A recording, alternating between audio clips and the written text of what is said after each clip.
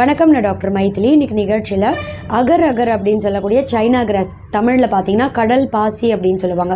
ஒரு உணவை ஜெல்லி மாதிரியான கன்சிஸ்டன்சிக்கு மாற்றக்கூடிய முக்கியமான ஒரு உணவு தான் அகர் அகர் அப்படின்றது.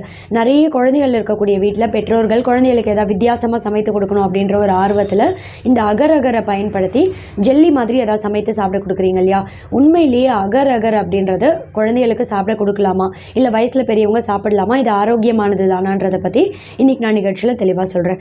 முதல்ல அகர் அகர் அப்படின்றது அளவோடு, அதாவது அளவுக்கு அதிகமாக இல்லை, அளவோடு எப்போவாவது ஒரு வாட்டி சரியான விதத்தில் சமைத்து சாப்பிட்டா ஆரோக்கியமானது தான். அதுவே அளவுக்கு அதிகமாக அடிக்கடி எடுக்கிறது, சரியான விதத்தில் அதை சமைக்காமல் அப்படியே சாப்பிட்றது நம்ம உடல்நல ஆரோக்கியத்துக்கு நல்லதில்லை. சரியாக சமைக்காமல் இந்த அகர் அகர் எடுக்கிறதால பார்த்திங்கன்னா ஒரு சில செரிமானம் சம்மந்தப்பட்ட பிரச்சனைகள், அஜீரணம், குமட்டல், வாந்தி, வயிற்றுப்போக்கெலாம் ஏற்படக்கூடிய வாய்ப்பும் கொஞ்சம் அதிகம்தான். இப்போது ஒரு நாளைக்கு ஒருத்தர் எவ்வளோ அளவு இது எடுக்கலான்னு கேட்டிங்கன்னா, 10 வயசுக்கு கீழே இருக்கக்கூடிய குழந்தைகளாக இருந்தால் ஒரு நாளைக்கு ஒருத்தருக்கு 250 மில்லிகிராம் அப்படின்றதே போதுமானதாக இருக்கும். மேக்ஸிமம் எடுக்கிறாங்க அப்படின்னாலும் 250 மில்லிகிராம்லேருந்து அதிகபட்சம் 500 மில்லிகிராம் அப்படின்றது ஒரு நாளைக்கு ஒருத்தருக்கு போதுமான அளவு. அதுவே 10 வயசுக்கு மேலே இருக்கக்கூடிய குழந்தைகள் இல்லை பெரியவங்க, வயசில் பெரியவங்களுக்கெல்லாம் எவ்வளோ அளவு எடுக்கலாம்னா 500 மில்லிகிராம்லேருந்து அதிகபட்சம் ஒரு நாளைக்கு ஒருத்தருக்கு 1.5 கிராம் அப்படின்றதே போதுமானதாக இருக்கும். இந்த அளவுக்கு மேலே எடுத்தீங்க அப்படின்னாலும் ஒரு சில செரிமானம் சம்மந்தப்பட்ட பிரச்சனைகள் ஏற்படுறதுக்கான வாய்ப்பு ரொம்பவே அதிகம்.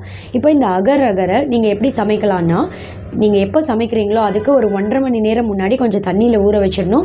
தண்ணியில் 1.5 மணி நேரம், அட்லீஸ்ட் ஒரு 1 மணி நேரத்துலேருந்து 1.5 மணி நேரமாவது தண்ணியில் ஊறினா தான் இந்த அகர் அகர் சரியான விதத்தில் சமைக்க முடியும். அதனால் அஜீரணம் சம்மந்தப்பட்ட பிரச்சனையெல்லாம் ஏற்படக்கூடிய வாய்ப்பும் கம்மியாகும்.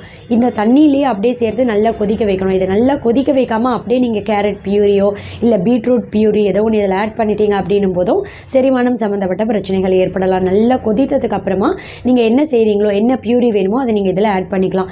கேரட், பீட்ரூட் மாதிரி ஏதோ ஒன்று அரைத்து அந்த விழுதை இதில் சேர்த்து நீங்கள் சமைத்து குழந்தைகளுக்கு கேரட் ஜெல்லி இல்லை பீட்ரூட் ஜெல்லி மாதிரி சமைத்து சாப்பிட கொடுங்களே தவிர கலர் எசன்ஸ் பயன்படுத்தாதீங்க. நிறைய பெற்றோர்கள் என்ன செய்வாங்க, ப்ளூ கலர், பர்பிள் கலர், இப்படி ஏதோ ஒரு வகையான எசன்ஸ் ட்ராப்ஸ் அதில் பயன்படுத்தி குழந்தைகளுக்கு கலர் ஜெல்லி கொடுக்க ட்ரை பண்ணுவீங்க இல்லையா?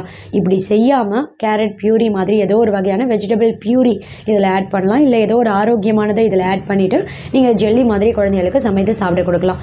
இது அடிக்கடி சாப்பிட கொடுக்காம எப்போவாவது ஒரு வாட்டி சாப்பிட கொடுக்கறதால தசைகள், எலும்புகள் ரெண்டுமே வலுவடை செய்ய முடியும். ரொம்ப குறிப்பாக மலச்சிக்கல் ஏற்படக்கூடிய வாய்ப்பும் கம்மி தான். அகர் அகர் அப்படின்ற இந்த கடல் பாசியினால் இரத்த சோகை நோய் பாதிப்பு ஏற்படக்கூடிய வாய்ப்பும் கம்மி. நீரிழிவு நோய் பாதிப்பு இருக்கவங்க இதை சாப்பிடலாமான்னு கேட்டிங்கன்னா, வெள்ளை சக்கரை சேர்க்காமல் இதை சமைத்திருந்தீங்க அப்படின்னா தாராளமாக இதை உங்கள் அன்றாட உணவில் சேர்க்கலாம். வெள்ளை சக்கரை இல்லை அப்படின்னா வெறும் அகர் அகரோட இயற்கையான முறையில் கேரட்டோ பீட்ரூட் ஏதோ ஒன்று பியூரி இதில் ஆட் பண்ணியிருக்கீங்க அப்படின்னா தாராளமாக நீங்கள் சாப்பிடலாம். அகர் அகர்னால நீரிழிவு நோய் பாதிப்பு இருக்கிறவங்களுக்கு உங்கள் ரத்த சக்கரை அளவு பெரிதளவில் அதிகமாகாது அப்படின்னு தான் ஆய்வில் சொல்லியிருக்காங்க. தேங்க்யூ.